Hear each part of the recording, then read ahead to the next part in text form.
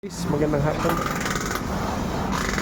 Nandito po ulit kami sa isang site namin at nagdi-dismantling po kami ng construction elevator.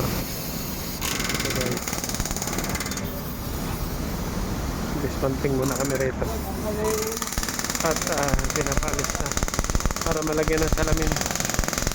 Ayun guys, sa mga kasama ko guys.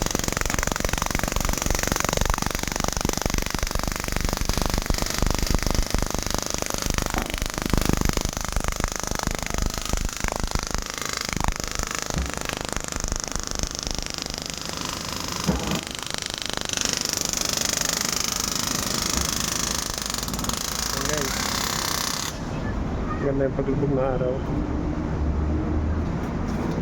sa lugar na ito. Gandang hapon guys.